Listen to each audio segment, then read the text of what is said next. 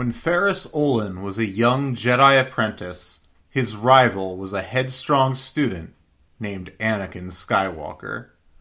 Now, Ferris is older, trying to save the Jedi Order from extinction. His enemy, however, remains the same, because Anakin Skywalker is now Darth Vader, and Darth Vader wants Ferris Olin destroyed. This is their final encounter. The fate of the galaxy hangs in the balance.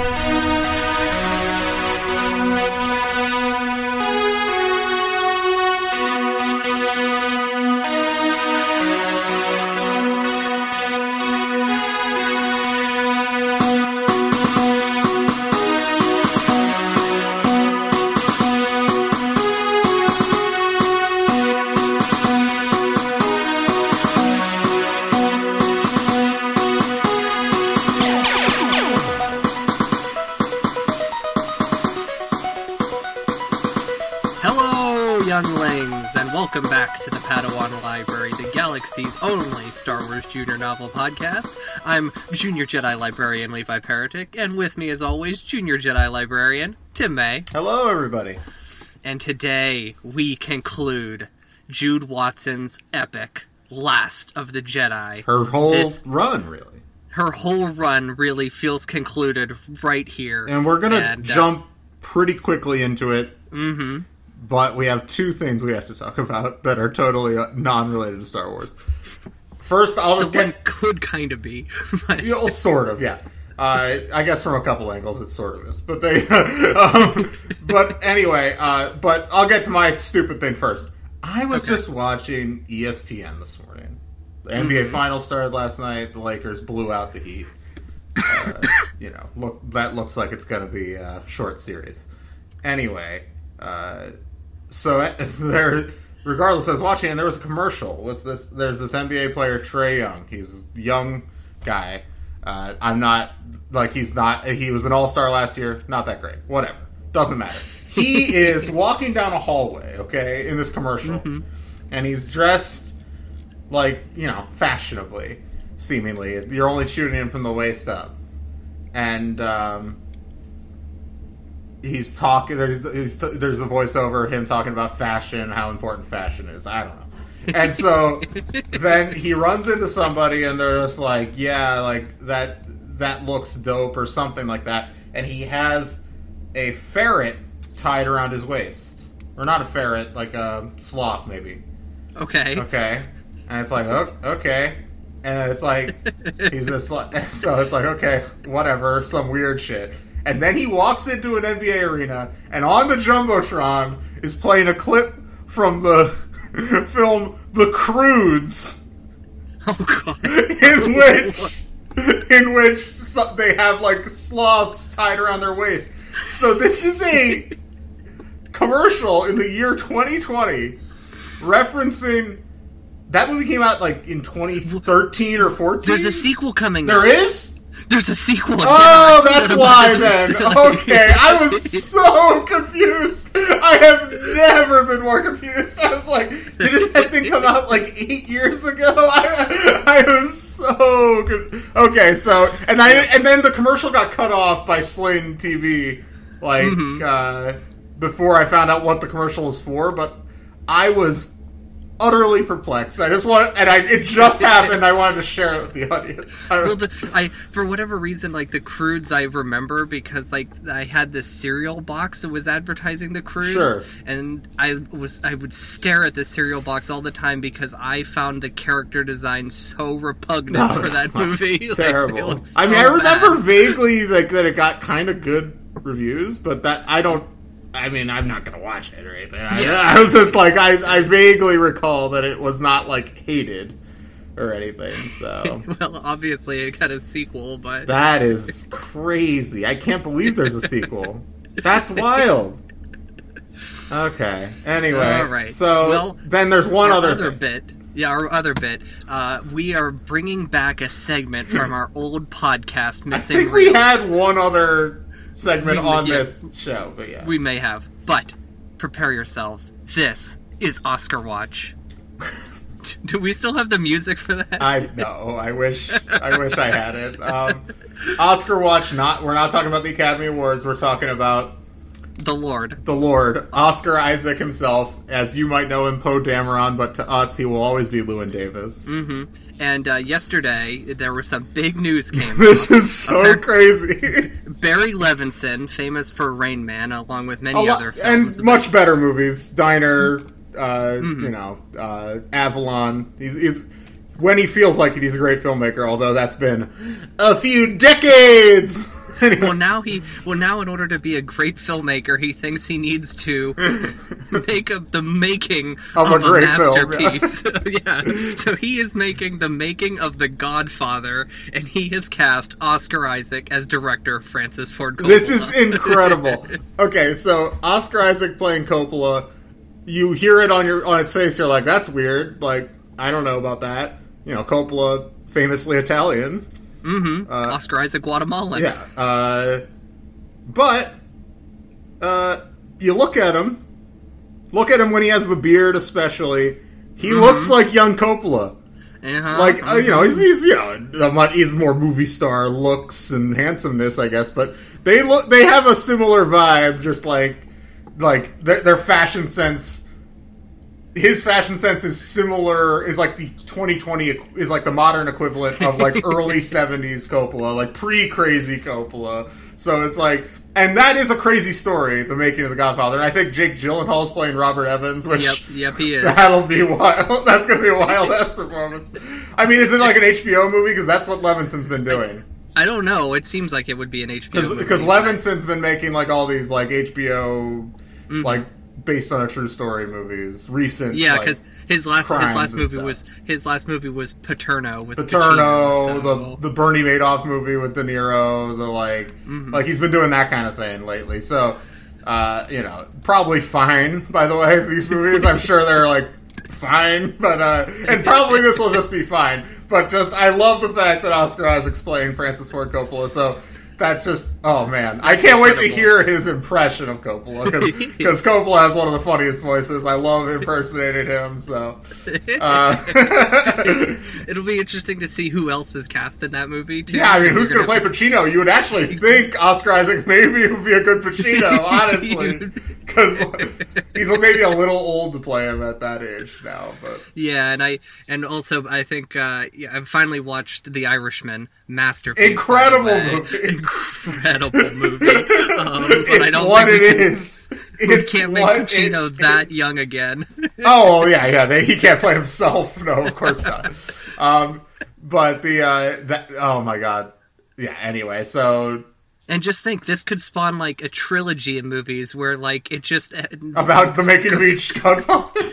Each Godfather, maybe go into Apocalypse Now. Apocalypse Now is the obvious movie to make, like Coppola movie to do the making of movie. Mm-hmm. I don't really want it because we already have Hearts of Darkness. Right, it's the same thing. But it's like, but that's the one with the most drama, certainly. Mm-hmm. So anyway, but The Godfather, though, I mean, they did try to like. They didn't want to hire Pacino, and they tried to fire Coppola like 10 days in because he was inexperienced or whatever. So there is like drama there. Whatever. This week, though, we're here to talk about the final book. The final book. The final book. In the Jude Watson Star Wars saga, really. Mm-hmm. It's the final Last of the Jedi book. It's called Reckoning. And, I have to say, going into this, last week I think I talked about how I think, I could see this being an issue where there's, like, not enough books in the series. Mm-hmm.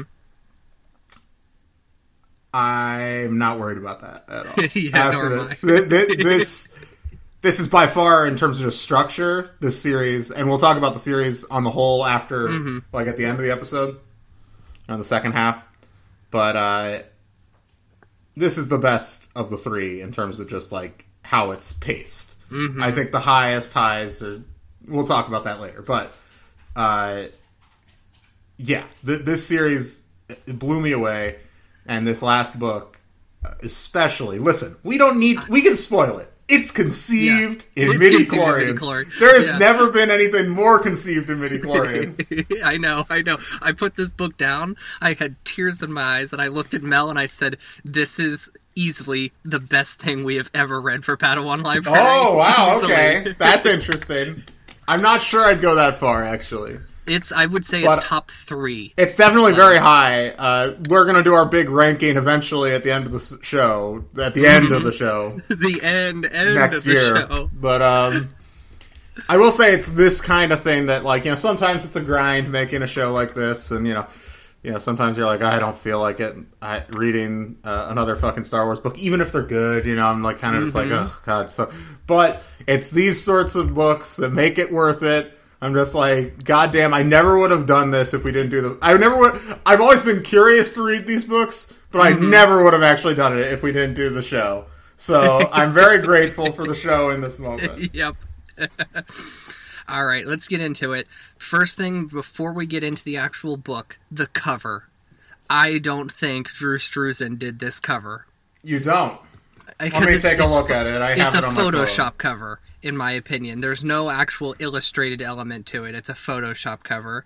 There's no, he has no signature on it, and in the inside cover, it does not mention him or the other guy, or the designer. Who I did not look up, which I was supposed to do. That's fine. Don't worry about it. I'm sure he just worked on a lot of young adult books. Right. But I it doesn't look like him at all. No. It's not a very good cover, honestly. It looks like one of those covers. Do you remember when the special editions came out and they put out like the storybook versions of each of the movies? Yep. It looks like it looks like one of those. Yeah, it does. There was one with Vader. There was one with Jabba on the cover. Yeah, I think it looks a lot like the Vader one. There was one with Yoda. I think it was the same as like the 95 tape release. Mm-hmm. So it would be Vader, Yoda, Stormtrooper, yeah. I think that's what it was. Because I had one of them. I think I had the Empire one. I think I had the Return of the Jedi one, but... Yeah. Good times. Yeah, fun time. Great oldies. Good times, great oldies. Then, Froggy 94.7. That's an old station from... it's not Froggy anymore, but in your APA. I'm glad everybody knows. Right, so, alright, so no Drew Struzan, R.I.P. Drew Struzan, not dead, but R.I.P. Alright, so let's get into this book. So, where do we start with this? Well, let's go back quick, where we left off. What's happening? Because so much happens in this book. It's Vader had taken a book from the page of Saw because he is spiraling. A page from the book of Saw. A page from the book of Saw. He is spiraling.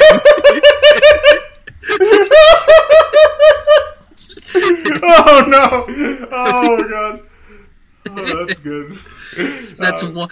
That's one of 2 spiral jokes I have for today. Alright. I'll save the other one. Okay. Don't let it sneak up on me. I will. Speaking of which, I've been meaning to tell you, I read an interview with Chris Rock where he talked about why he's in this Saw movie. Mm-hmm. He made another movie, and I can't remember the title, but in the movie there's like a Medea-like character, like a Tyler Perry Medea character, and there's a fictional movie in Chris Rock's movie called Boo. And then 2 years later, I think, because that's in top 5, I think. That's it. Yeah. That's it. And then 2 years later, Lionsgate made Boo a Medea Halloween. Right. So Chris Rock was he just so happened to meet like the head of Lionsgate, and Chris Rock brought it up and said, "Hey, I never got paid for naming that Medea movie." so apparently like him and the Lionsgate guys started talking, and Chris Rock just happened to mention, "Oh yeah, I like those Saw movies," and then the guy was just like, "Do you want to be in one?" Like, that's apparently how it happened. And it's him and Sam Jackson, right? Right. Oh, looking forward to it. Speaking of, you sent me a birthday present of a giant Sam Jackson Shaft poster. A movie I like a lot, by the way. I'm a big fan of that movie, the John Singleton Shaft, so I appreciate that. I don't know where I'm going to hang this poster. It's gigantic. It's when so I found big. it was like, what is this? And it's like this thickest poster board Yeah, ever, I know. too. It's nice as fuck, honestly. Anyway, let's get back to the book. The Book of Saw. The Book of Saw. All right, so yeah, Vader was spiraling, much like Chris Rock, and and Ferris still has the holocron, the Sith holocron, and but and what's her face, and Astri and Clive are left trapped. Right. On the one, like in the house of the woman they suspect is Flame. Right. Eve Yarrow, I believe. Eve Yarrow, yes, Eve Yarrow. And so he's gonna lead all these rebellion people back to the asteroid is the plan at the beginning of the book, basically. Right. And that's kind of what the asteroid where the Jedi are hiding, where Garen Muln and whatever Jedi he finds are hiding. So, and Loon, Astri's son. Astri's son. Is also there. And so this book opens up with, of course, in that last book, Ferris had the revelation that Vader is Anakin Skywalker. Yes. So he calls Obi. Yeah. He calls Obi-Wan up, and he goes, "Obi-Wan, I have something to tell you. Darth Vader is Anakin Skywalker." And Obi-Wan just kind of stares at him blankly and goes, "What makes you suspect that?" My prince, Ben. And Ferris is like, Ben. You knew and didn't tell me? Yeah, and so, basically, like, and Obi-Wan's like, listen, like, you handled the Alderaan thing, I appreciate that, like, but you gotta get out of this double agent life with the Empire, like, you should come visit me on Tatooine, chill out for a while. And Ferris is like, nah, can't do it. Nope, not doing it. Yep. So then, from there, let's see here. Who is V? I have my notes here. We have a chapter with Trevor and Ferris together. Ferris is proud of Trevor, and that's something that I really like in this book, is the relationship between Ferris and Trevor here. And, something about Rygal in this chapter. I can't tell you. Okay, jeez. Ferris goes back to Coruscant. Right. And he teams up with Trevor and Rygal, and they because remember Trevor and Rygal had gone and saved that one woman from Genesee Arbor, so Ferris is thanking Trevor. And, Ferris also realizes that, remember there was also the attack on Dex's hideout. Right.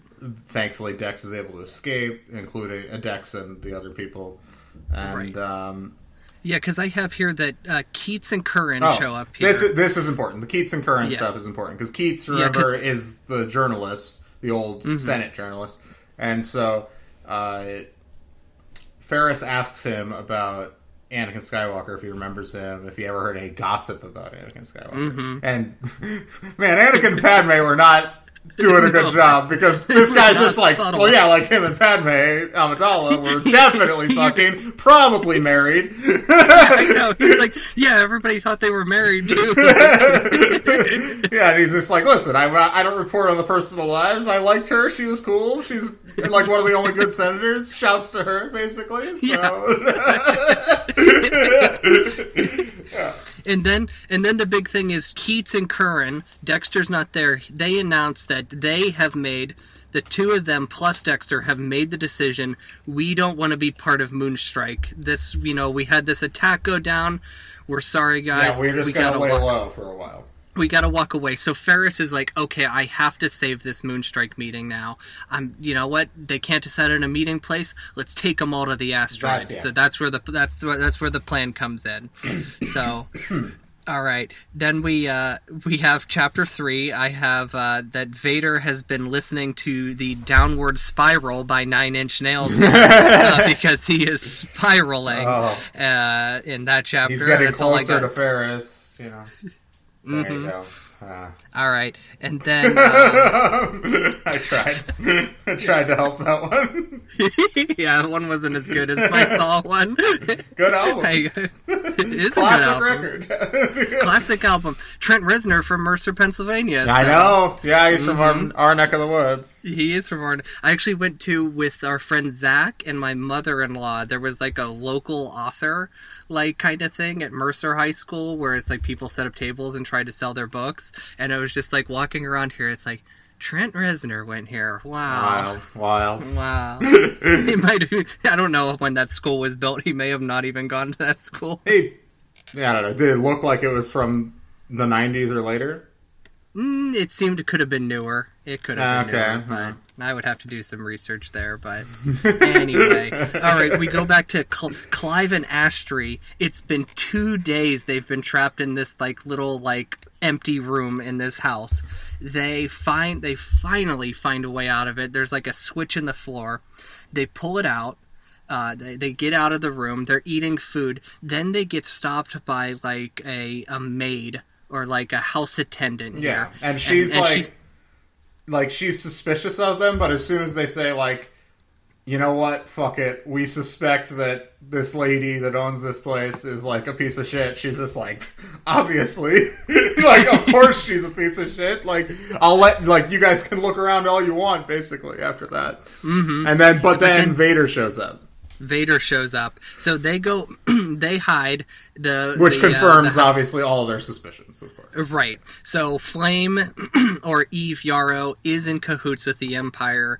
Of course, Ashtray and Clive, they hear, Vader talking into a comlink because he's pissed, because he's spiraling, and here Flame stood him up. She was supposed to be there. She stood him up. It's amazing he doesn't kill the maid.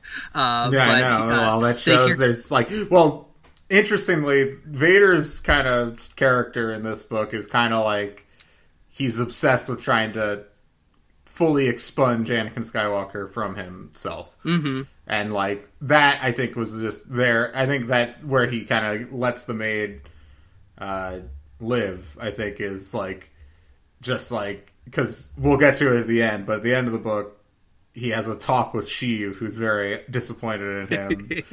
And I think it's stuff like that. It's there's still just little, bits of his old self there. Mm-hmm. Mm-hmm. And, but they overhear him on the comlink, and he mentioned something about the Twilight mission, Coruscant, and Bespin. Bespin shows up, so it's what's this about here? So Vader leaves, Ashtray and Clive leave. When Vader's leaving, he gets a call about Nero 2, the banking planet where Clive and Ashtray went, and what went down there. So he says, okay, well, we'll put, what's the ship model? He gets the ship model. He calls up Hydra. He goes, hey, Hydra. Who's one of the Inquisitors. Right. People should know that by now. But he's follow the ship. So that's so now Hydra is on Clive and Ashtray's tail. Yeah, so at this point, we kind of shift focus to, there's the Galactic Luxury Starship Manufacturers Convention Yes, they go to a boat show. Yeah, basically. And so they, and this is Solace, Trevor, Rygal are all there, and they meet Flame there. And remember, they don't know what's going on with Flame. The other thing about the Flame thing is that Astri and Clive do communicate to somebody. I'm trying to remember who. They think they call Toma. Toma, yeah, that comes that's back who they get. To bite them. But they call Toma to let them, who remember is back at the asteroid. The asteroid, trying to get them. And everybody's on radio silent, like right now, so that's why Ferris can't get communicated with or anything like that. But anyway, they're there to basically get 2 ships to transport the resistance leaders to the asteroid. Because all these resistance leaders from across the galaxy have been brought together at this convention, basically. Right. So they get a ship. They have to mind trick a guy out of the ship. Flame, of course, because she's so rich, she pays for the ships outright. But so they're about to leave, and this is like where Rygal, Solace, they're all looking at Ferris. They're like, "Hey, dude, you got an Empire problem, man." And he's like, "I ain't got an Empire problem, man." And they're like, "We just saw you use the Empire today. Fix your eye on the Empire right now." And he's like, "I don't got a problem." Yeah, he's like John Carter's cousin in a season 4 episode of ER I just watched. Addicted to heroin, won't listen to his his emergency room doctor cousin. Noah Wiley. Listen to Noah Wiley at all times. Always listen to Noah Wiley, even if he's the librarian. Yeah, he's our god, the ultimate librarian. Okay. All right. So they take off. We're with Trevor and Ferris. They go to make the jump to light speed when their transpacitor explodes on the ship. They have to make an emergency landing. It's an easy fix. They just have to get a new transpacitor. So they land on this planet. And Ferris goes off on his own, and they say they're going to leave if he's not back in an hour. So he goes off to find a transpacitor. He finds this kind of shady shop, but he wants a shadier shop because he thinks that they're going to be less likely to report any dubious stuff. So he goes in there. It's filthy. The guy, is talking up his shit, but, Ferris is looking at it. He's like, this transpacitor looks pretty good. I can't deny it. So he takes the transpacitor, but because he didn't give him the ship codes, this motherfucker, this little ratted him out to the Empire. So he has to run all the way back to the where the ship is with the transpacitor from all these stormtroopers. He enlists the help of some young ruffians to help. Some swoop messengers is what they are. That's a fun scene. Yeah, that was a fun scene, and he enlists their help to help him to give him cover.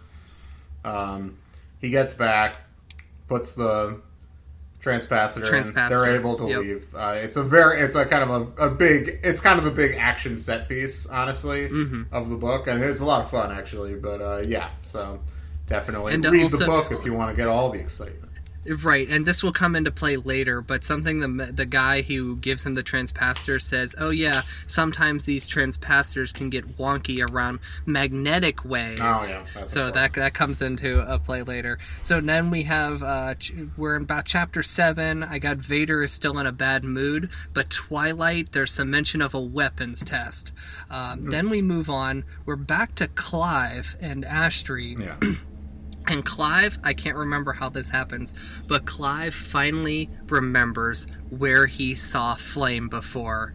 And it was at the Galactic Starship Trade Show, whatever the boat show was. Oh, it's because, they're reminded, because when they finally get through to somebody, they say, oh, they're at this trade show.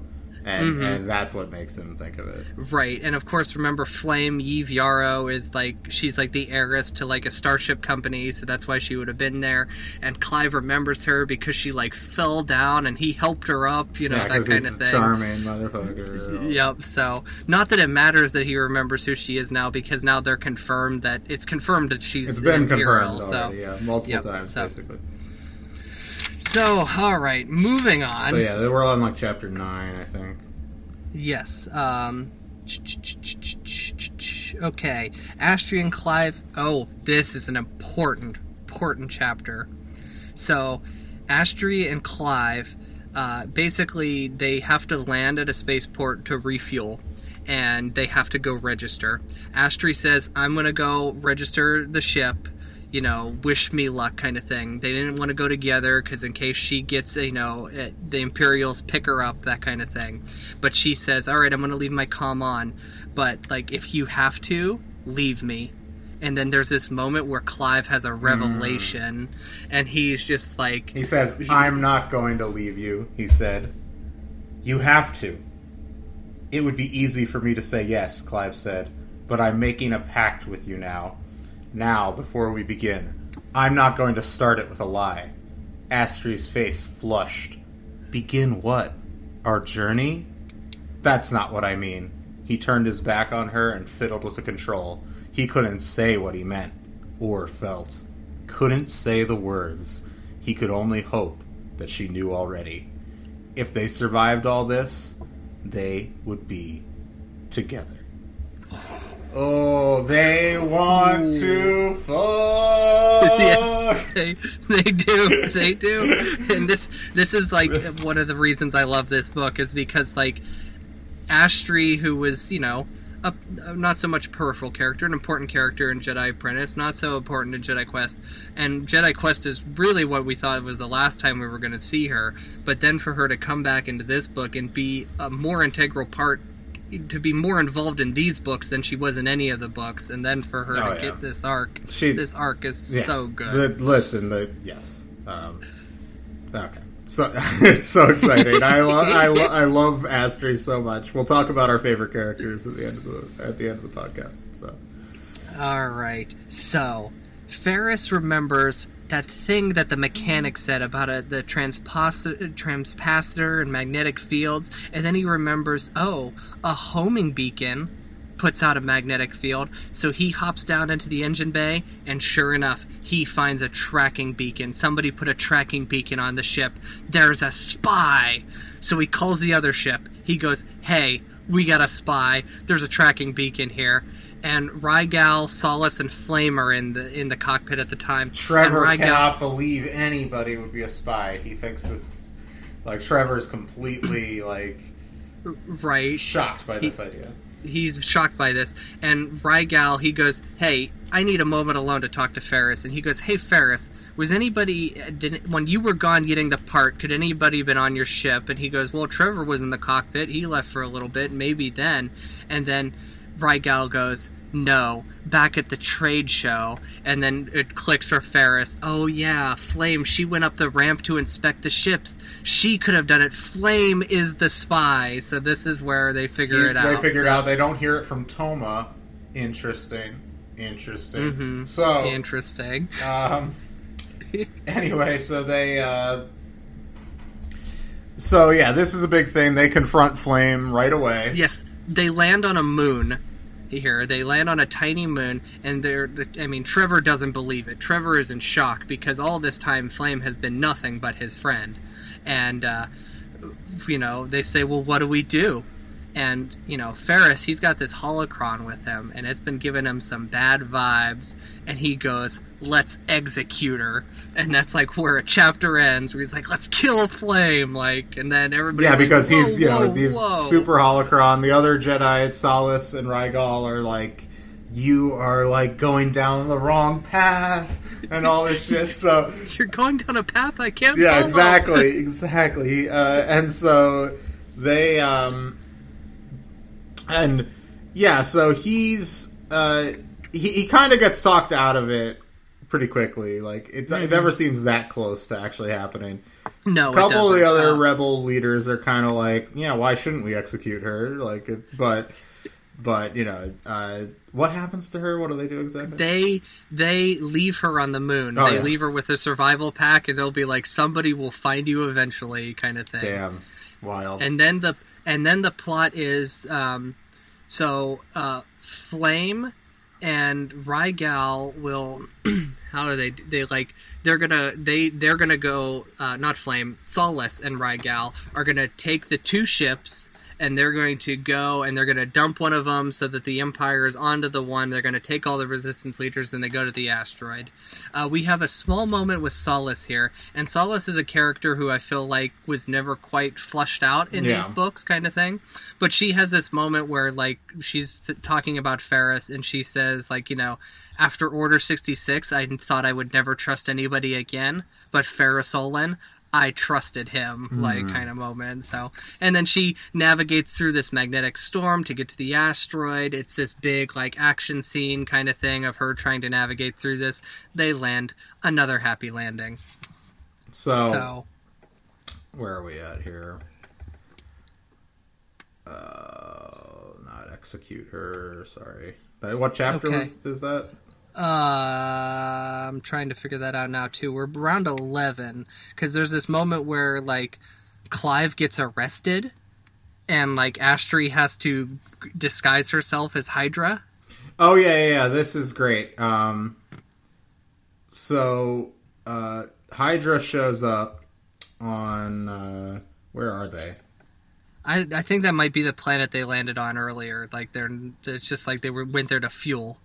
Yeah, because they went to fuel, and then all the traffic off the planet has been stopped, so they're just sitting there waiting. So they're trying to get out of there, but Hydra shows up. She's obviously looking for them, and so basically Clive comes up with this plan that, like, they steal some Inquisitor robes and dress Astri up as an Inquisitor, and Astri arrests Clive and takes her ship and gets, like, clearance out of it. It's a great scene. Very fun scene. It's a great scene because it's like almost like a callback to Astri disguising herself as the bounty hunter. Yeah. I love the use of disguises in the Jude books. Yeah. So many costumes. So many costumes. So many, like, hilarious different, like, moments that we've had, like, especially with, like, Obi and Siri, like, pretending to be, like, married and everything. Oh, yeah. So iconic much comedy out of those.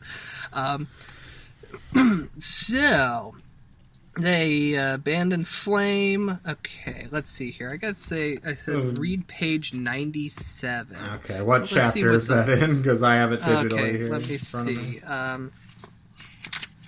That is in chapter 12. And okay. Oh, this is is it the end of the chapter? Yeah, it is the end of the chapter. Yeah, this starts. I have started at Trevor settled back into his seat with an ease he didn't feel. Back there on the moon, when we found out that Flame was an Imperial agent, you said to execute her because you were trying to pressure her. I mean, you wouldn't have done it, right? Ferris turned away, not answering. He heard the question as a rhythm in his blood. What would he do? How far would he go? Could he have killed Flame? Was this what was happening to you, Anakin? Did you feel yourself splitting? Did the faces of those you cared about seem to be talking to you from a distance? Did you feel your anger growing, and did it feel good to have it grow? Did you think you were right? And were they standing in your way? Did you hear a Sith's voice in your head and think it was yours? Oh, shit. He's starting to relate to Anakin, like, what's going on? Ferris, they go back to, well, they know about a coded message that Flame is to send to Vader. Basically, the coded message with the coordinates to the asteroid. Right. So they go back to the temple because Ferris is like, Anakin loved the map room. I bet that's where the coded message would be received. The map room at the temple. So They go back to the temple, and Ferris goes in alone, and is walking around reminiscing about the temple, having a gay old time. And then there's this part here I just wanted to read quick. He's reminiscing about Anakin in the map room. He said, Anakin sat in there for hours sometimes. They'd all known it, and they'd all left him alone. He had the ability to send whole systems spinning, memorize details of language, atmosphere, minerals, history, geography, and then send another system spinning, then another, and another, and another, and keep all the facts in his head and remember them. He had been so gifted, the chosen one. So good. So this is where Bespin comes into play. Basically, Flame hidden the coordinates to the asteroid in the Bespin file of the map room. Ferris finds it. He deletes it, thinking that Vader hasn't gotten there yet. Because he would have already deleted it. Yeah. Right. He goes to leave. By the way, the message says they don't have the coordinates on the asteroid, but there's tracer beacons installed on the two ships. So yeah. Yep. And then Ferris goes to leave. And this is where Vader shows up. And this is where Ferris has his battle with the dark side, both physically and mentally here. Yes. And there are some moments that we should definitely read from this. Let's see here. It's not chapter... It's chapter 15. Yeah, because they cut away in chapter 14. Okay. All right. I'm going to just do little bits here. So, he charged the dark figure again. By the way, Ferris attacks first. Yeah. Should note that. Not a very Jedi-like thing to do. Indeed. He charged the dark figure again. This time the strike came close. He touched the edge of Vader's cape. He smelled the singed material. Now while he's off balance. Now! That's what that voice is telling him. Maybe I'll get lucky, Ferris said. Anakin. Oh. Vader came at him with surprising swiftness, but Ferris was able to force leap out of the way. Still, he sensed that Vader was holding himself back, playing with him for now. So you know who I was, Vader said. Do you think that makes a difference to me? Anakin Skywalker is dead. Was it because the council didn't let you become a master? Because you always had a struggle with your ego, How didn't can you be on the council and not be a master? My favorite line. It was never a struggle. I was always the best. Best is not a Jedi concept. And that is the trouble with the Jedi, Anakin says there. So that's like one of the moments. And then we go on a little further. This is the part right here. Okay, I'll let you read some of it. What next? What could Ferris do to get him off balance? He suddenly had a flash of intuition. He remembered what Keats had told him. What about Senator Amidala? He asked, leaping away from Vader. He faced him, his lightsaber held in an offensive position. What about Padme? What happened on Mustafar? He felt the quake in Vader. He had reached him at last. Do not mention her name! I thought it was a lie, that the Jedi killed her. Ferris suddenly understood. The Sith holocron burning under his tunic. It wasn't. You killed her, didn't you? You killed the woman you love. Vader's wrath filled the room. Ferris could feel it. Instead of turning away from it, he took it. He filled himself with it. This is what the Emperor meant. This is the last step. He flew across the room and this time landed a blow. Vader roared. It was a howl of fury, inarticulate, undisciplined, totally unlike his usual icy control. The control box on his chest started to smoke. Stones in the floor ripped out and were flung toward Ferris. He dodged them, rolling and twisting away. A blackened piece of furniture flew across the chamber and smashed into the wall over his head. Anything that could be torn from the floor or walls came at him. Conduits, debris, hunks of stone. He dodged and weaved, attacking and retreating as Vader hit him with everything he had. How did you kill her, Anakin? Did you lose control? Did you see her die, Anakin? Is that why you wanted Xan Arbor to perfect that drug? Was it for you, Anakin? So you could forget her? So you could forget your wife? Another roar from Vader. Part of the ceiling gave way. Durasteel melted. Smoke rose from the debris. Ferris leaped over a gaping hole in the floor and attacked Vader again, but his lightsaber cut through empty air. The anger inside Ferris was now like liquid fuel inside him. He was feeding off Vader's rage. He was pushing every molecule of his body and feeling every molecule of the room respond to him. Everything was clear, hard-edged. His body obeyed him without any hesitation, and his mind was focused. He had no doubt he could defeat Vader. No doubt. And that was what the dark side brought him.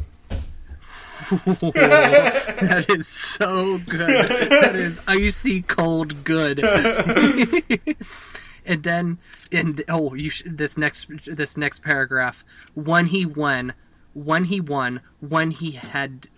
defeated him, he could take the victory to the Emperor. He could be greater than Darth Vader. He could be more powerful even than the Chosen One had been. So, like, there's that voice in his head, I could be bigger than the Chosen One.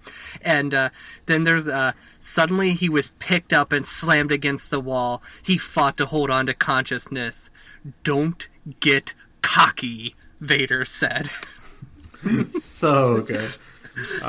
And basically that's where they end up, I believe they end up in, like, the Jedi Council room. Yeah, that's where they were through most of that. Yeah, and this is where Ferris, he begins to feel the Masters are still there, and he gathers power from them, and this is where he comes back to the light. However, that doesn't help him, because Vader throws him against a wall, and he leaves him for dead. Basically, and Vader's whole reasoning for leaving him for dead that is explained later in the book is that he leaves him there in pain, just like how Obi-Wan had left him to die on Mustafar. Like, that's his reasoning for that. So, chapter 16. This is huge. Okay. So, if you guys remember, this is way back at the beginning of the series, but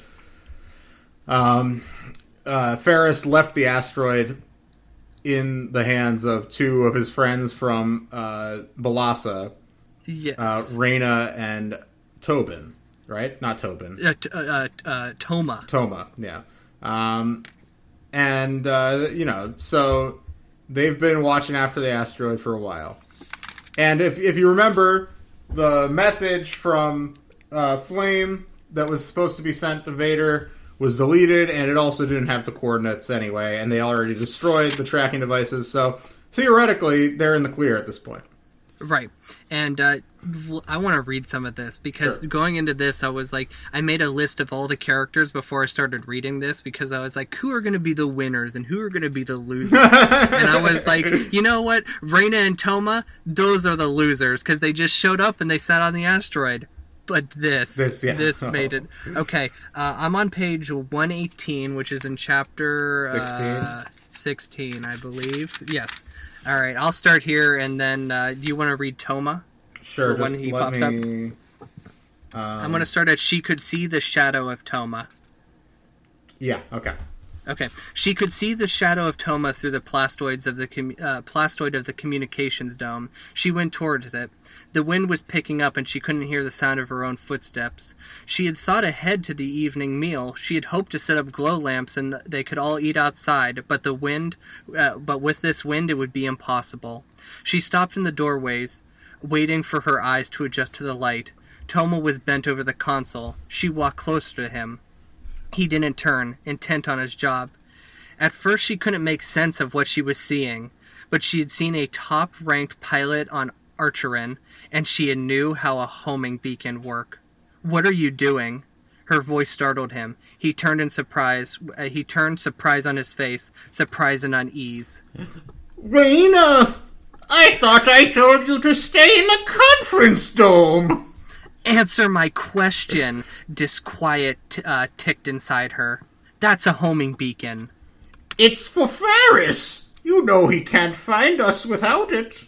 That's not our coded channel. Reyna! Toma, what's going on? He said nothing. Her voice was a whisper of disbelief. "Are you a traitor?" "No," he said fiercely. "How can I be a traitor to something that doesn't exist?" He leaned forward, spitting out the words. "What are you doing here, Reyna? What did we commit to? A dream from a man who had once been a Jedi as a boy? He left us here for months to babysit his dream." "We offered." "He should never have accepted our offer. He knew what it would mean. While he was chasing non-existent Jedi, I almost died here." "That was the risk you took when you pledged to support him. He couldn't have predicted your illness. He brought more supplies as soon as he could." "And what did I get in return? The Empire is won, Reyna, and we have to accept it. It's the only way we'll get our homeworld back. It is torn apart by civil war." "And the Empire is allowing it to die." "It's our fault! The Asherans are fighting each other now. They'll destroy Asherin. There will be nothing left if we don't act now. They need a leader, someone who will restore the government and take the reins, someone who will have the backing he needs to institute reforms, fix the infrastructure." She fell back against the table. "By the light of the ancients, I don't believe it. They offered you a chance to rule Archerin, and you betrayed us for it." "Come with me," Toma urged. "We can return to Asherin together. We are old friends, Reyna. The best of friends. We fought side by side. Together, we can save our homeworld. Eve Yarrow will return as well. And with her, we can do anything." "Turn off that homing beacon, Toma." No, you don't understand." "No," she said, pulling out her blaster. "You don't understand." "You wouldn't kill me?" "I will do anything to protect this base." She had made a mistake. She saw when he half turned, she thought he was unarmed. He had a blaster up his sleeve. The bolt hit her in the heart. She fired, and she staggered and fell. Reyna's legs wouldn't work properly. She was telling them to move, but they were failing her. She tried to reach the homing beacon, but everything was so dark. She stumbled forward, felt herself falling, but it was like falling onto a cloud. She felt nothing now. She hit the ground hard, as though she had jumped into her childhood bed on Archerin, the one piled with her mother's quilts, when she had played at night in the close darkness, pretending to be a pilot, pretending to be a queen, waiting impatiently to grow up and do something. Anything that would prove her courage. Ugh. So classic Jude death scene of a character that you previously didn't give a shit about. I know, right? And you care so much at the end. I crossed, on my losers list, I crossed Toma and Reyna right off because, like, almost Toma's no still a character loser, arc is... obviously, but... Yeah, Toma's still a loser. Toma turned out to be a bad dude. But that's also, like, a fourth quarter, like, twist that she gave us, you know, kind of thing. It's fantastic. It'd be like if the Heat actually fought in the third and fourth quarter last night. But they didn't. They just had to give up. Toma gave up. Toma gave up. So, then, Rygal finds them. He finds their bodies, and he figures out what's going on. That Toma was the dude. And so they get a hold of Ferris. They tell him what's... wait, no, they don't get a hold of Ferris. Because who goes and finds Ferris? Oh, okay, we'll go back. That's Clive and Ashtray. So anyway, they're just like... Trevor finds him. Yeah, Trevor... Okay. Yeah. I'm all confused here. Anyway, Rygal and Solis, they figure out, along with Garen Muln, they figure out that Toma was the traitor, that the Empire is likely on their way. They have to go... They're like, we have to leave right now. Anyway, the character of Will, who was one of the leaders of the 11, he goes... I'll start up the ship. He goes up the ship. He goes to start it. And then, like, Rygal's like, wait, Vader always had a backup. Will, no! The ship explodes. They're like, well, we can't get off now. And the Jedi are all standing there.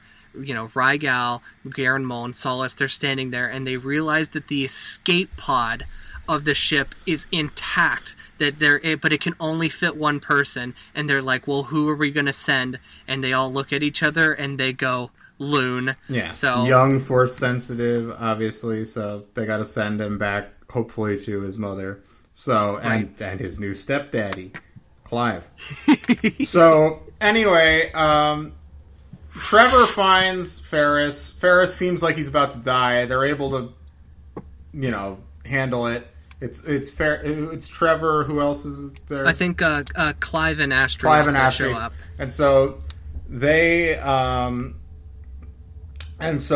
they get Ferris going, but they know that Vader's after is on his way to the asteroid. So they head there, and they get into the storm. And remember, the ship has issues, so the ship is kind of falling apart as they're going through the storm. And then it's a race against time. But Vader shows up with a fucking Star Destroyer. Mm-hmm. So it's like, oh shit. So at this point, everybody is like, okay, well, we don't have any way off the planet. Let's send this Loon kid off in the escape pod. So they send Loon off. But they're like, we're just going to have to make a stand here. And they don't know that Vader has a early version of the Death Star laser. Mm-hmm. And this blew me away when it happened the way it did.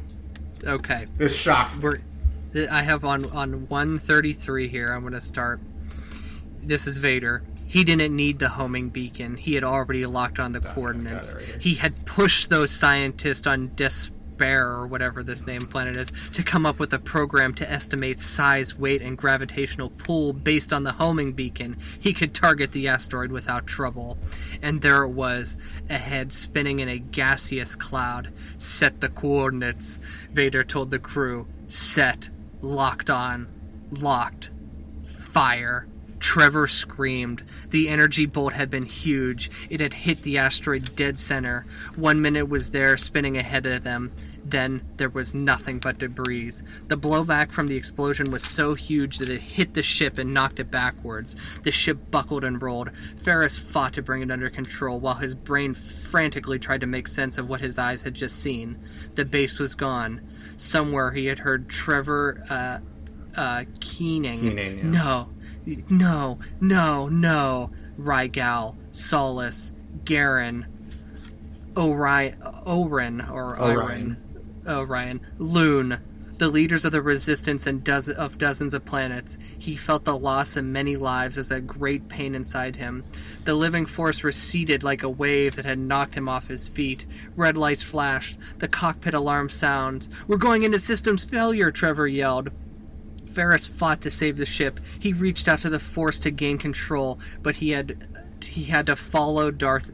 He had to gain control because he had to follow Darth Vader. He had to follow him because he needed to be stopped, and Ferris had to find a way to do it. It was though as Rygal spoke into his ear. Look. He looked. A small arc of light too faint for a star. A trajectory of speed. An escape pod. Loon, Ferris breathed. He fought the dying ship and eased it into a current so that it was somewhat stable, like a gift handed to him by his friends. The Star Destroyer sailed through the debris cloud, heading off to escape the storm. He had a moment of calm to consider two choices. Follow the escape pod, or follow Vader. His anger was one path. Hope was another. He chose. Oh. And it leaves you wondering what happened, but we find out pretty quickly.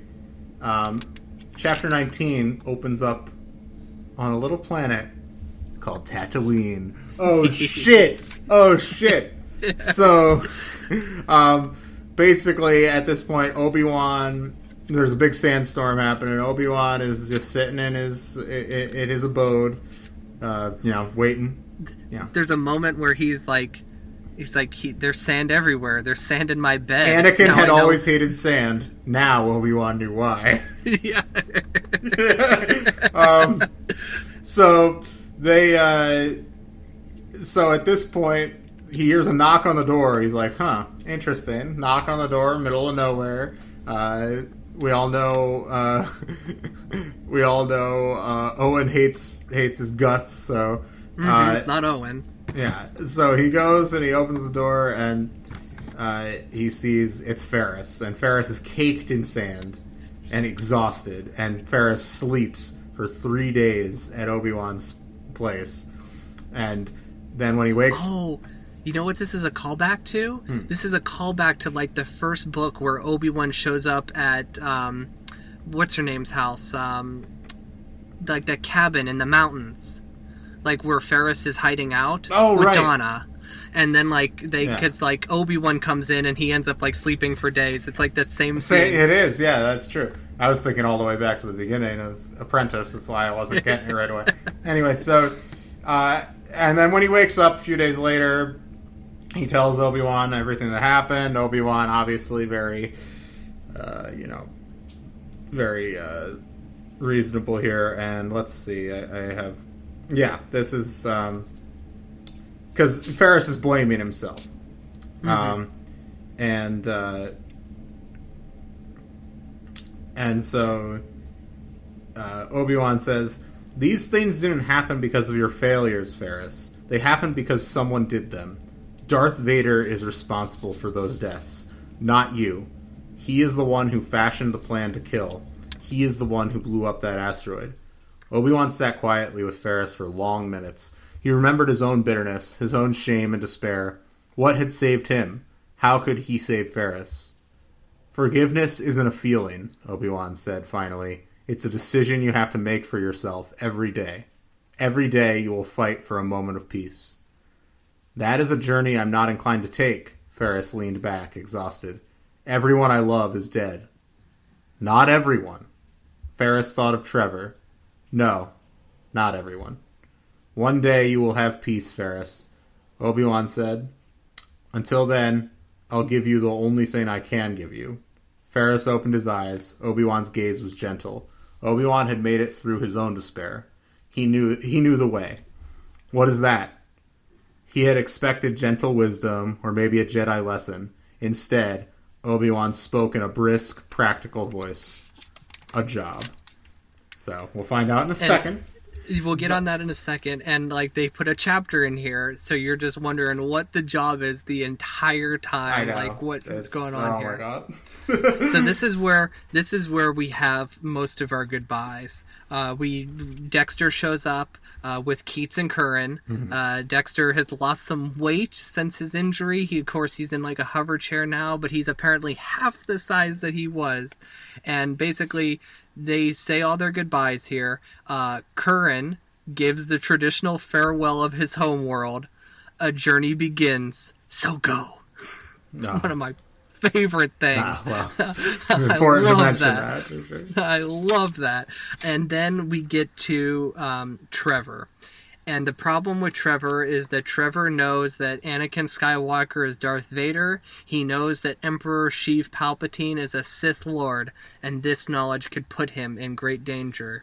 So with Dr. Mallory, who Ferris gave the formula, she was given the formula for the memory agent. They tell Trevor this, and he knows. He agrees to it. It's not like he agrees to it. They are going to wipe the last 6 months of his memories away, so that he forgets all of it. So he won't remember even be knowing Ferris or even Roan, and this obviously hits Ferris because his Roan died, and it's like killing Roan again in his heart. Yeah, here's this. He will, but Mallory hesitated. "You understand, don't you, that if I wipe out the last year, he might not remember you. His memories will be spotty, starting from the death of his father and brother. It will intersect with when he knew you and Roan. It felt like a great pain was ripping him apart. To remove Roan from another memory felt like another death, and he would lose Trevor too."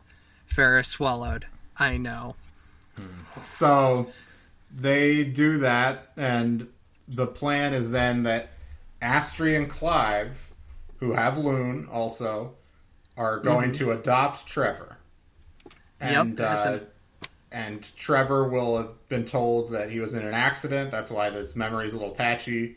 and that he had been... Can remember he was a street kid at the beginning, so Right. he's been adopted by this couple, and so Astri finally gets to live out a peaceful life, not with like a shitty scumbag like Bog Davinian, Right. and she gets these two kids, and so they go off, and they say goodbye to Ferris here. Yeah, and they're going to get a house by the beach. Yeah, no, very nice. It's going to be nice. Yeah. So they let's see. Okay. Oh yeah, because Loon remembers too, which is interesting. Loon remembers everything. Yeah.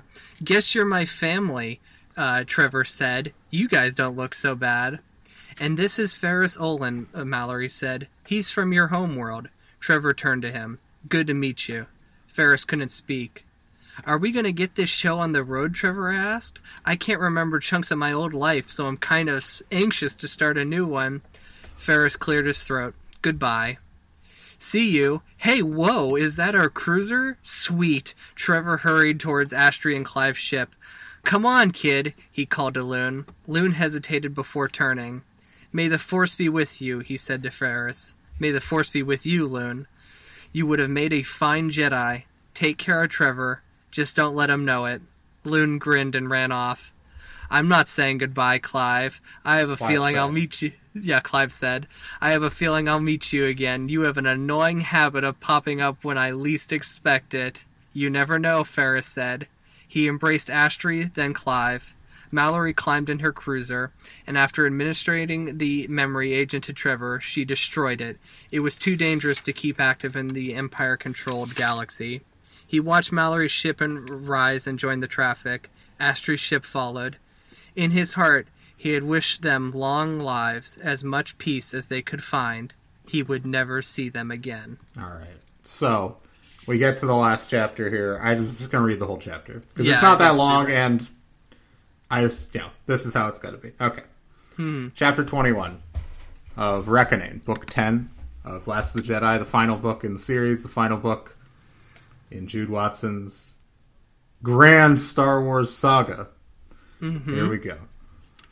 The grasslands of Alderaan were vast and beautiful. Ferris lived on the edge of the great wilderness that lay across the sea from Aldera, close enough to the city, but not part of it. Bale had found him a house nestled in a small valley. He had no close neighbors.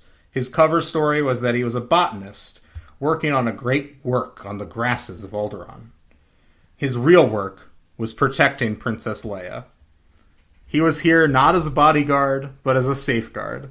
Just as Obi-Wan watched over Luke from a distance, he would be here if Leia needed him. She would never know him, but he would always be there.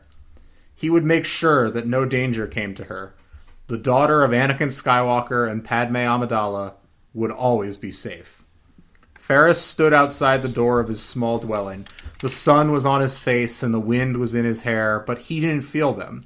Instead, he felt only the memories of all the lives that had touched his, and the people that he'd loved. Trevor lived in him. And Roan. The Jedi he fought beside. The heroes he had known. Obi-Wan had told him to trust that a rebellion would rise. It would take years, but it would come. Dex's words had comforted him. In his mind, Ferris saw Garen, Salas, and Rygal, but he also saw new heroes behind them, stepping up to take their places. Obi-Wan was right about forgiveness. Ferris could feel himself gain a little more each day. He had even forgiven Anakin, for hadn't he come close to the line that Anakin had crossed? Underneath his tunic was a red scar, a brand to remind him that he had touched the dark side of the Force. Maybe that scar would remind him about the need for compassion, and one day he would be able to direct it toward himself. Obi-Wan had shared some of Qui-Gon Jinn's words with him before he'd left Tatooine. A Force connection is a gift we honor not only in our hearts, but in our choices. You made the choice to live, Obi-Wan had told him. Now live with honor. His gaze moved toward the city of Aldera. This was his new home. Ferris knew in his bones that he wouldn't leave this planet alive. these grasslands would hold his spirit one day. Here he would live until the day he joined the Force and joined his friends, and Roan at last. Until then, he would trade the life he'd had for this one. He would say goodbye to all the things he'd known. The journey begins, he told himself. So go. That's it. That ending, like, I never saw that ending coming, and that is, like, the most perfect ending possible. I know, and she ties it back, brings some Qui-Gon wisdom in. Oh man! And then, like, I never would have expected, like, the job to be to watch Leia. I had no inkling of it at all. Yeah, nor did I. And it's just like, and just, you know, he just, like, accepts, well, I'll die on this planet. That's, like, the conclusion for him. He will, unfortunately. Right. But he's got, at least he gets, 15 years out of it. Yeah. So longer than he probably expected to live, I would guess. Right, but it's this ending is perfect. This whole conclusion to this whole series is just perfect. Listen, it's so good. We can get into the broader stuff in a minute here, but I just want to say this book, great conclusion, obviously conceived in midichlorians. Mm-hmm. Most of what else I have to say has to do with the whole thing, the whole project. Yeah. So why don't we take our break? Okay. and when we come back, we're gonna wrap up the series. Talk about Last of the Jedi and pour a little out for Jude Watson's universe. I mean, we still got a few Jude books left to read, but this is the end of the story. In a lot of ways. Is the end of the big arc. So stay tuned, everybody, and yeah. Yep. Welcome back, Padawan Library. We're here. I'm Tim. You're Levi.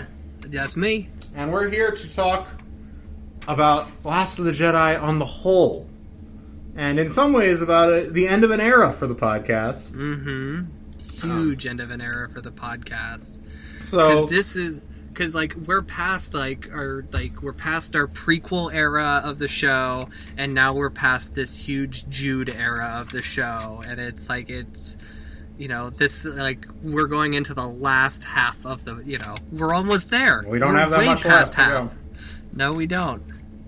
But anyway, so let's talk about this series as a whole first, and I don't know if you made a list or not, but I've listed the books. I could not rank them because I realized that except for maybe 2 books, they're all 10s or midichlorians. Yeah, it is a perfect run. Basically, right. It's as good as it gets. It's Grant Morrison's Animal Man. It's fucking Stan Lee, Steve Ditko, Amazing Spider-Man. It's as good as it gets. So, it's as good as it gets. It really is. It's without a doubt our highest rated series on the show. And you know what blows me away is we were so damn skeptical going into this series. Well, because there were a couple of our listeners, and they're not calling out anybody, but there were a few of our listeners that are like, I'm not a big fan of Last of the Jedi. Just warned us from like a year ago. Right. Like right way in advance. They just put it out there. That, nope.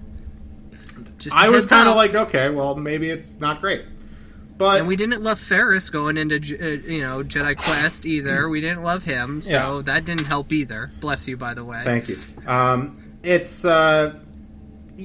But listen, and I love our listeners. This is not an insult, but I have come to realize that you and I, and maybe a couple of our in real life friends, have very distinct, unique taste when it comes to Star Wars. And that we do not adhere to any sort of conventional wisdom, basically.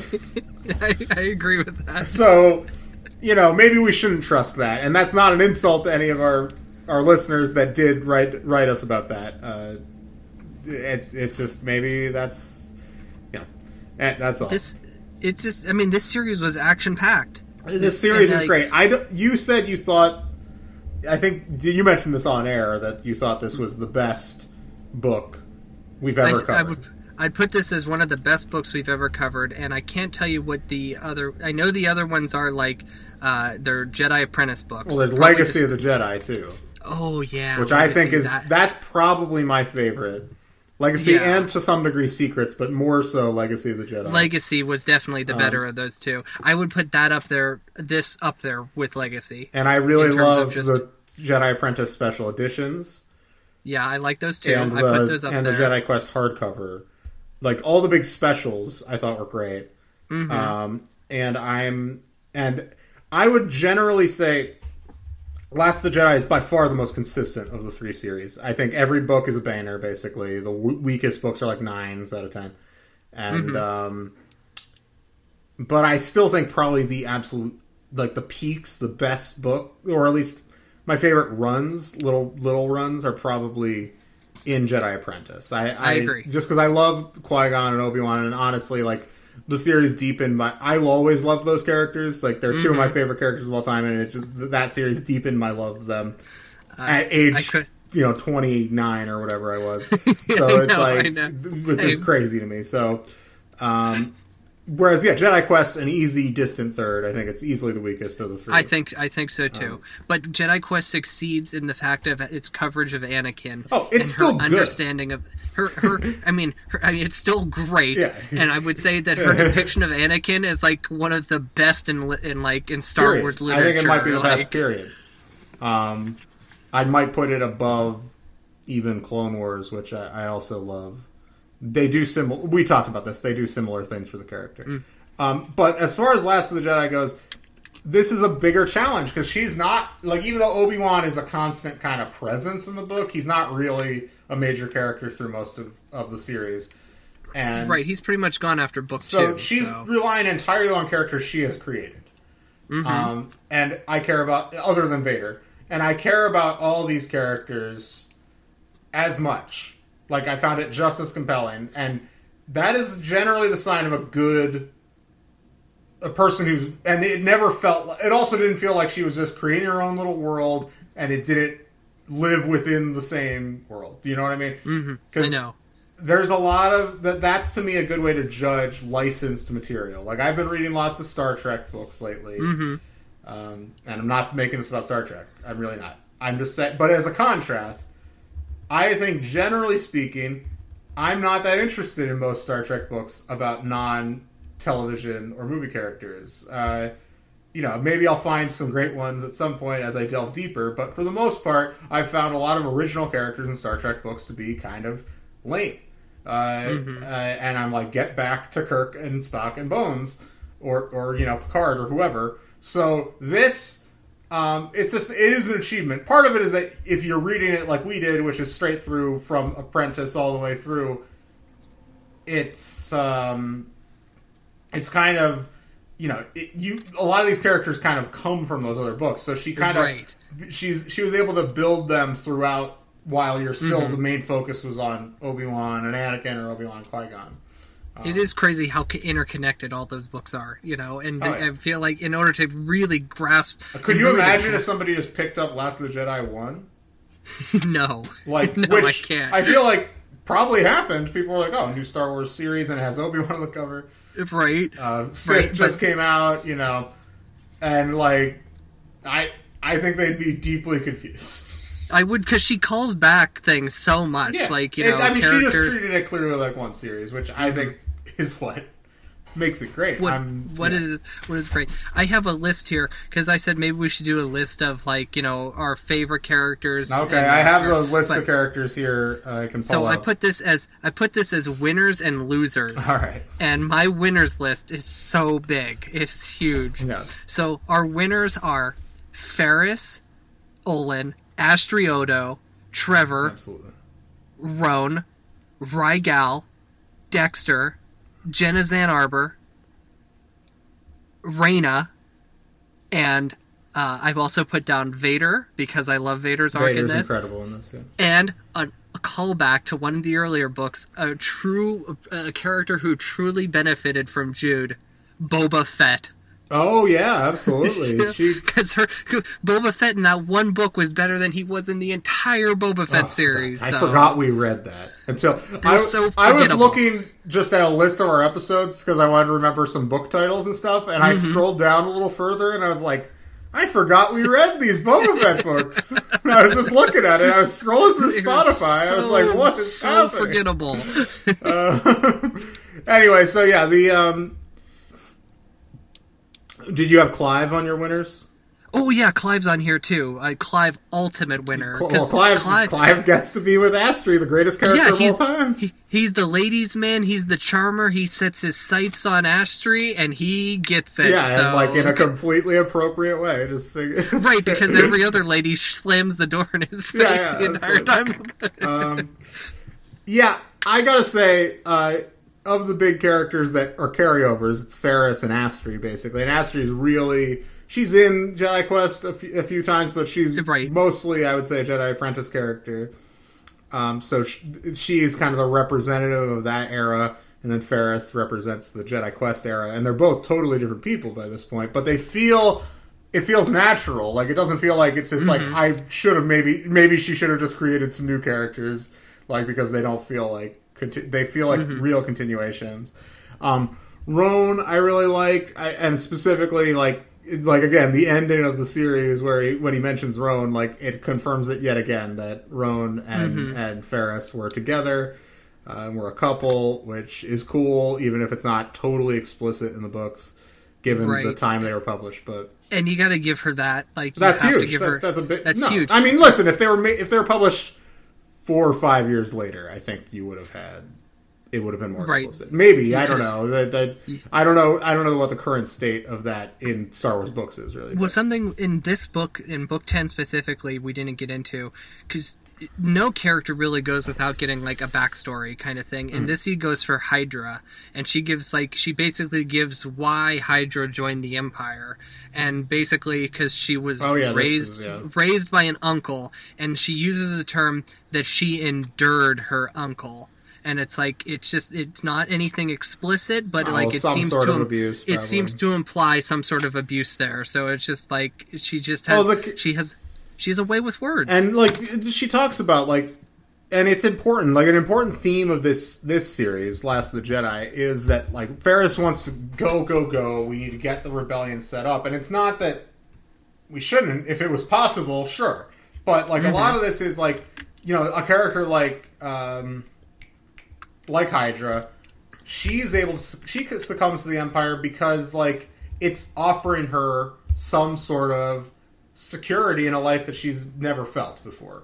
And that's true of a lot of these planets, too. And there's talk about that in Book 9, I think, where it's like, okay, all these planets have just been ravaged by the Clone Wars.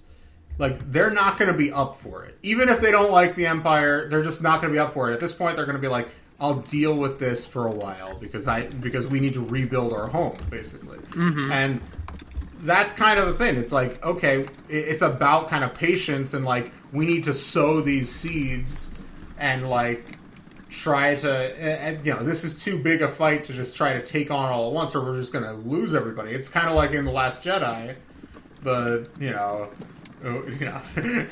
very good movie, when, you know, at the end with Rose and Finn, you know, it's a similar kind of idea, which is, and like, it's actually reminds me of a Star Trek Deep Space Nine episode I just watched too, but I won't get into it.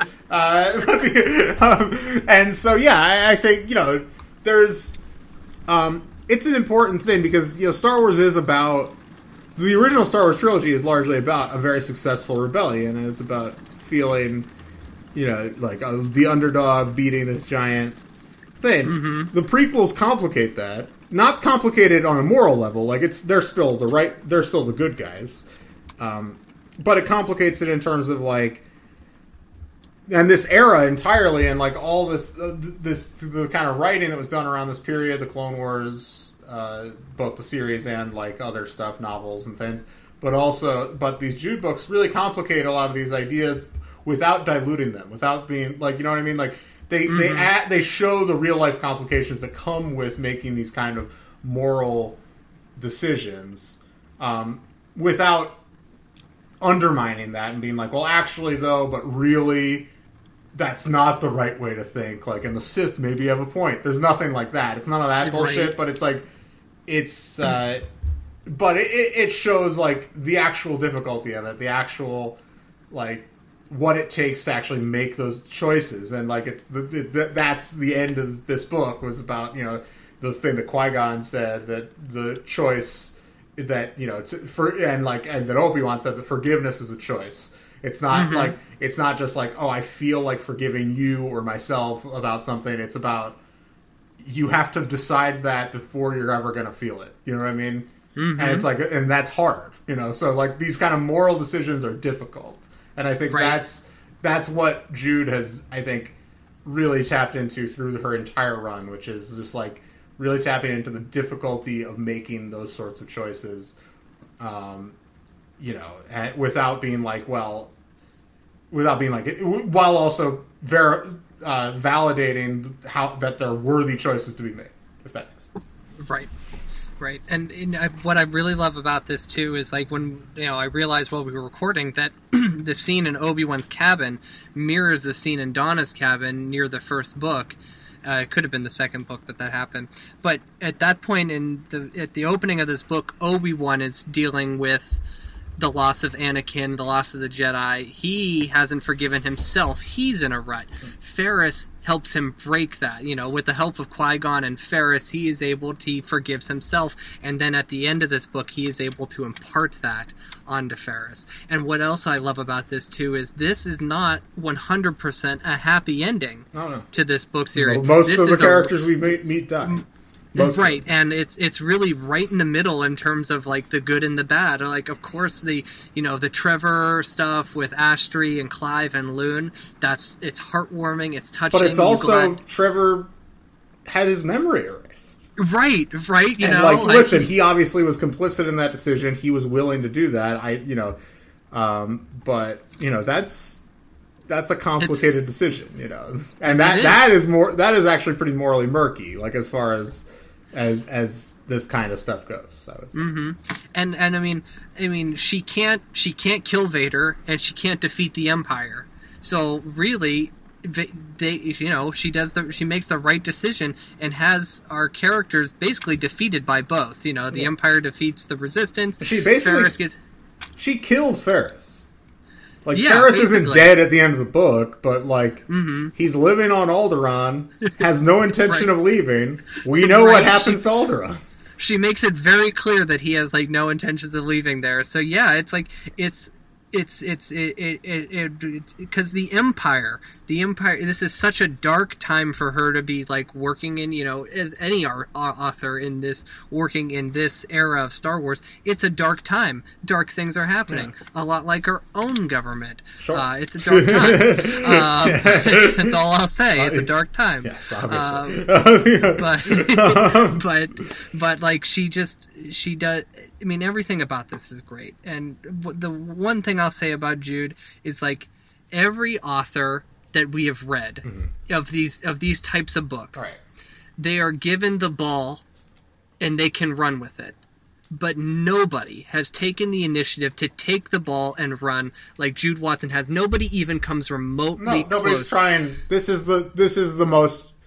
She clearly viewed this, you know, as a major project that she like you know, I haven't read her other books, and, like, I think at some point next year we'll try to do a bonus where we read. I think we should one of her original books, but like, it certainly feels like she treated it the same way she would treat an original novel, which you just don't find as much in licensed material. You find it a little bit in Star Wars. There's writers who have little pockets that are able to build little pockets for themselves. You know, Timothy Zahn and Thrawn and all that. Yeah. But in this specific milieu of, like, young readers' books, like, it was kind of this podcast. Listen, I knew, like, some of them would be good, but we kind of started it as a bit of a joke. You know, yeah, like, we did, because we figured they were going to be terrible. The whole reason and some of them have been terrible, not Jude's books, but she's created the backbone of our show. Like, and this, run, and we're going to talk about it again whenever we end the show and all that. Like, so I don't want to go too deep, but like, this run is incredible. It's one of the best Star Wars stories I've ever read. I agree. And I've seen, like outside of the original, actual canonical 6 movies. Mm-hmm. Like outside of the true Skywalker saga, which ends with Return of the Jedi. Right, of course. It is, I think, right up there with a lot of the best expanded universe material ever. It's right up there to me with Clone Wars and Rebels. It's right up there with, I'm a big fan of the X-Wing series. It's a huge mm-hmm. part of my life. I love, a lot of other things, but it is top tier expanded universe, and I don't know if it's really talked about in that way. It's I know. And I just think because of the kind of books they are, they just have not been read, and right. I think that they really need to remedy that and put out some nice, affordable omnibuses that mm-hmm. They're available digitally, although Apprentice is not. That should be noted. Apprentice is not available digitally still, which is ridiculous. Crazy. So, like, why are you going to read the other two? Like, they're going to be so confusing. But I hope that at some point they do real reprints of these books, because mm-hmm. I just think I think a lot of younger Star Wars fans might really like them. Honestly, a lot mm-hmm. of and I think people like us that kind of grew up during the prequel era but might have been a little old to be like, I read real books for grown-ups. You know what I mean? Right. They would really appreciate it, because this whole run has just been an absolute joy to read, and the ending absolutely nailed it. It's a great ending for Last of the Jedi. It's a great ending for her whole run, and yep. We still got Rebel Force, which we now know was written by her under a different name. Yep. I doubt there's any connections. Right. The only any of these characters who survive could show up in those books, but the only one we know we're probably going to get is Vader. Which is not the same. Yeah. Right, because you already have all the established heroes. So, yeah. So we'll see. And there have been little crossovers. Remember, in Boba Fett, there was some reference to some. A series shows up in a Boba Fett book. Yeah. So it's not impossible. But we'll see. I'm looking forward to Rebel Force. It's certainly the thing I'm most excited about. I going agree. into the rest of the run of the show, because it is written by Jude, and even if it's not connected to this, I'm sure it'll be very strong. Well, I got nothing else to say. Yeah, this is great. We're gonna do obviously. I didn't want to do too much ranking because so many of these books are going to be in our final rankings in our last episode. Right. I think so. I want to say we have 4 conceived and midichlorian books in this. Double conceived, and we have quadruple conceived at this point. We have the only 2 that weren't given midichlorians or 10s were probably Dark Warning and Underworld, Book 2 and Book 3. Of course, Underworld being the worst cover in all of our podcasts. Legendary moment for that. It's hard to talk about. Something we didn't talk about, if we forgot to do this in the review, I realized, Sheev and the Vader scene at the end, where Sheev is disappointed in Vader.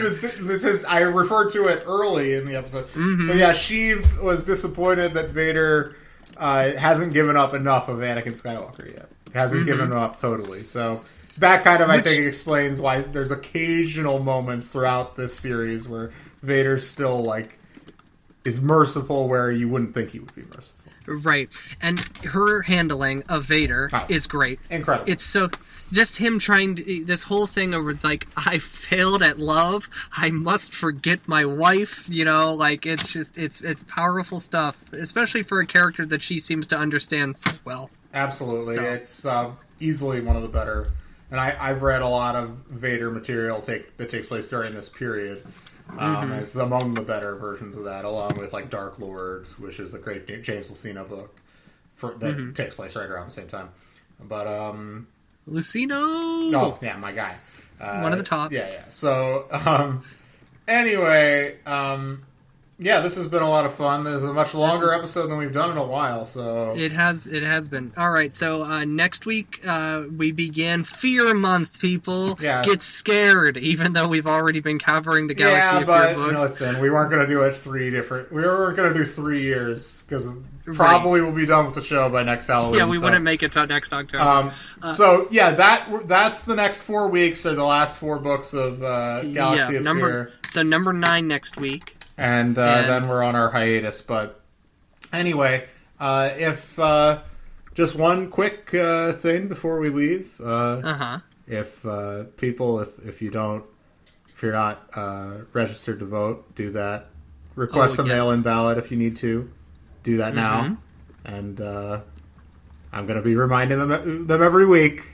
Well, you definitely should, and I'm going to tell people right now, because listeners know I'm on the road. Yeah. I am coming home to Pennsylvania to vote. I figured that might be why. Yep. So yeah, I appreciate that as a Pennsylvanian, because I really would like PA to go a different way this time. I do so, too. If as long as that happens, I'm okay. No matter psychologically, what happens. I'll be able to handle it a little more at least. Yeah. Anyway. So yeah, make sure you guys vote. And in the meantime, though, get excited. Galaxy of Fear. 4 weeks in a row, baby. Galaxy of Fear Month, baby. And we're going to end another one and then have another wrap-up. So yeah, until those books are due back. The library is closed. Padawan Library is hosted and produced by Tim May and Levi Peretic. It is edited by Tim May. Our theme song is by the Astral Project. Our artwork is by Freddie Funbuns. Copyright 2020, Tim May and Levi Peretic, all rights reserved.